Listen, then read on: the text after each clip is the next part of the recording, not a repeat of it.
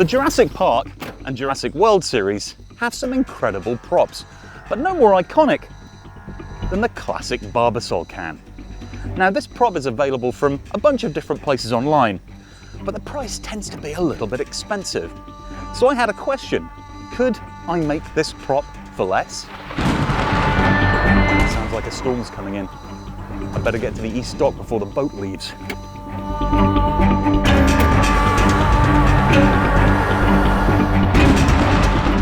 My idea for this is to fully 3D print this. I just got myself a brand new bamboo 3D printer. The first step is to find a good STL file. The model I'll be using for this project is by Bad Wolf Props. Not only does it look exactly like the one from the movie, but it also is mechanical. I couldn't wait to scrape it off the build plate, put it together, and see what it looked like. This looks great. I'm really happy with the resolution and the way it came out. I'm very happy with, just how the whole thing looks, and this spins. I've got to put a spring in it to make it click up, but this is the real deal. So now I have to move on to my next step. Now I've got this very, very cool cryo containment unit.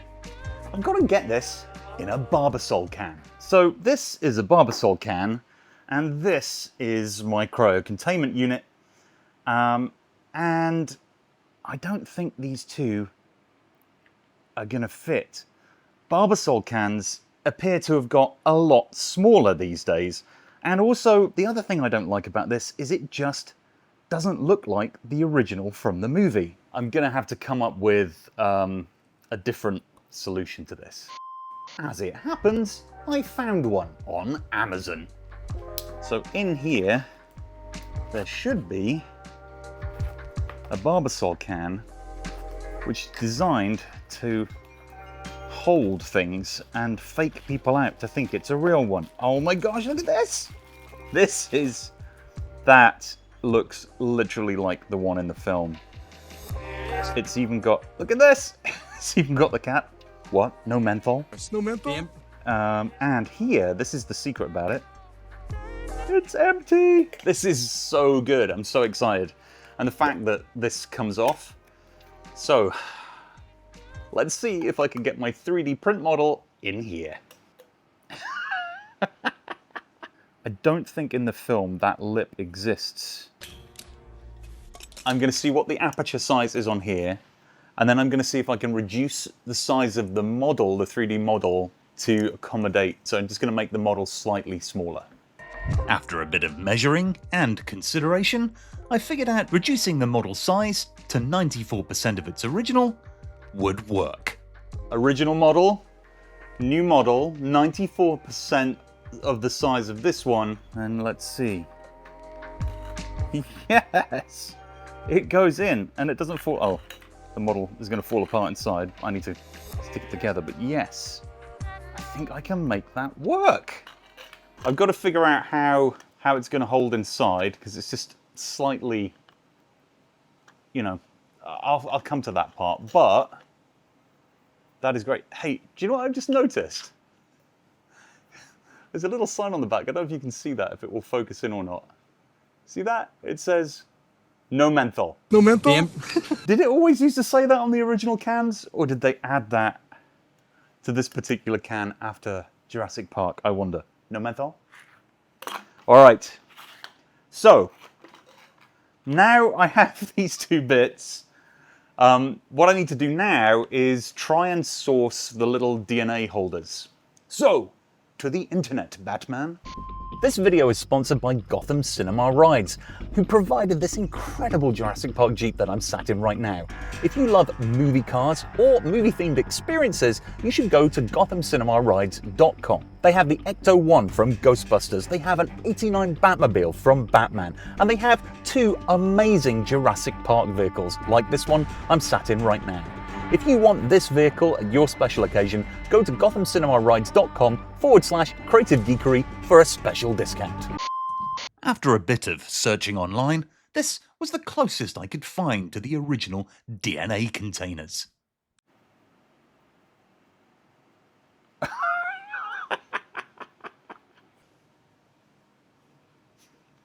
They don't fit. Of course they don't fit. The original model that I have is the right size, then these are not going to fit, obviously. Dang it! Okay, so either this doesn't fit in the can, or these don't fit in the... I mean, I could try and make those holes bigger, but look, they're so close. I don't know if you can see that. They're like so close to each other. If I try and redo the model for each one of those holes, I could do that. Wait. Let me just check they do actually fit in the original model. Hang on a second. Oh, wait, what? What is that? Oh, yes, they fit. Okay, I have to do this.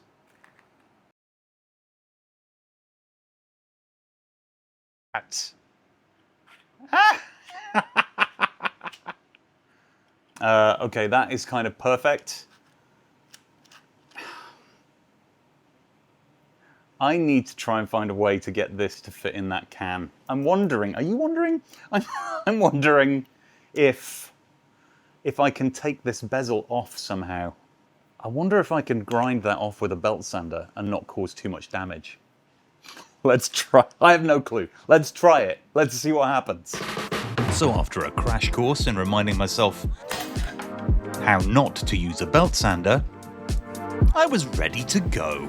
So the idea here will be to put the can up against here and try and sand this off. I will put some goggles on first. Over glasses. Ear protection.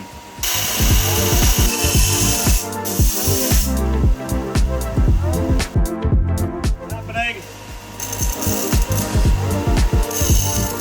Okay, that was so much more successful than I expected it to be. Look at that. It's a bit ratty around the edges, but I think it's gonna fit. Let's see. Yes! Oh man, look, it even fits right down to the bottom of the 3D print. Oh, look at, that's freaking perfect. I need to get rid of, oh my gosh. I need to get rid of the ratty edge. Hang on. Whew, that's better.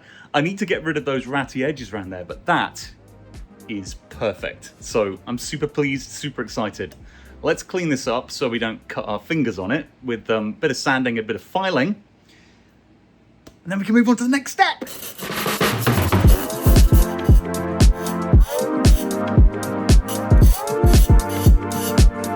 So after doing some very gentle sanding, because what I didn't want to do was ruin the label on the outside or scuff up the inside, that is cleaned up. It looks pretty good. I'm pretty happy with that. And look at that. It's perfect. It's absolutely perfect. I couldn't be more happy with that. So the next thing I have to do is work on these little vials and see if I can figure out how to create these labels. I have the vials here in this reference photo. As you can see, the little white labels that are underneath each of them. And so what I've got to try and do is replicate that size and look. And I think I might have just the tool for the job. My Dymo printer made short work of creating the labels for these tubes, but if you don't have one of these, you can find all of these numbers in the downloadable that we have at creativegeekery.com/Jurassic. Okay, so now all of that's done, it's time to make the DNA itself.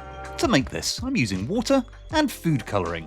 Just mix in 1 drop with a small amount of water, fill up each container by hand, and we're ready to go. And now the big question on everyone's mind, how does this effort compare with a professional prop? So what I've got here is the Paragon FX 30th anniversary edition of this Barbasol can. And this is pretty screen accurate, so I'm gonna physically compare this to my 3D print. And having already looked in more detail at some of the reference photos, I kind of know what's gonna happen when I do this comparison. But let's do it anyway, for the entertainment value. First, we see some pretty apparent colour differences, including the cap and the darkness of the blue. And although these look very similar in size, the finish is totally different. So I have to take this from looking kind of plasticky to looking like real metal. And to do that, I'm going to use this. I've used this before for multiple fully silver looking objects, and it is really, really good. But before I can spray my 3D model with this, there are a few steps I'm going to have to take. The first job is sanding all the parts down to get rid of as much of the striations as possible. This is really important if you want to get a smooth metallic finish. I use a file for difficult to reach parts and clean off any remaining dust. I'm going to start by coating the whole thing with an adhesion promoter, which makes it easier for the paints that I'm going to use later to stick to the surface. Then I add this 2-in-1 sander filler. That is going to be my base coat. I love this stuff because not only does it do a tremendous job of priming, it also helps to fill any striations. Then I'm going to sand everything down to get it super smooth and thin, including filing little areas, getting in little crevices, and making sure that this is as smooth and as flat as possible.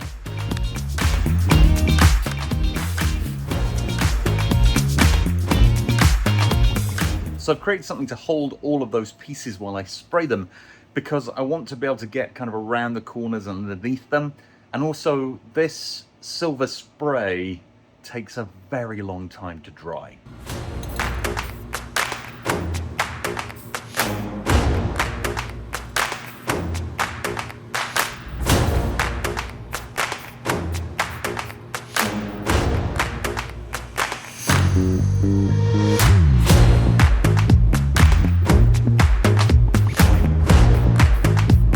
A little bit of advice for that: wear gloves. And rather than me and being super enthusiastic, I need to get this off my fingers. Okay, everything is dry, at least as dry as it's gonna get at this point. And now it's time to put the final piece together.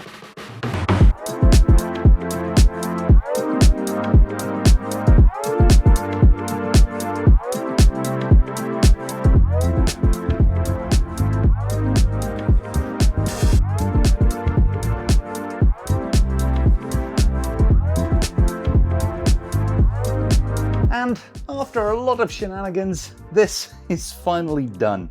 A couple of other things you'll notice: I changed the cap on this can that I bought from Amazon with a blue one that came from the original Barbasol can that I bought, the modern day one.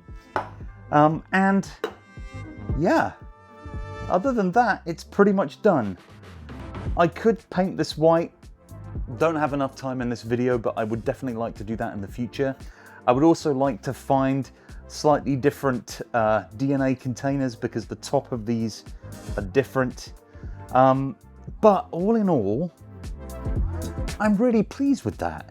And when you look at the price tags of these two finished products, and $60 actually becomes $20 if you count only the materials used for producing one can and not for the cost of buying all the materials new. Tell me what you think of this comparison and of the difference in cost in the comments below. And if you're a fan of Jurassic Park, you're going to want to watch one of these two videos, because they're both about making more Jurassic Park props. Or Jurassic World props, I guess, if you want to be completely accurate about it.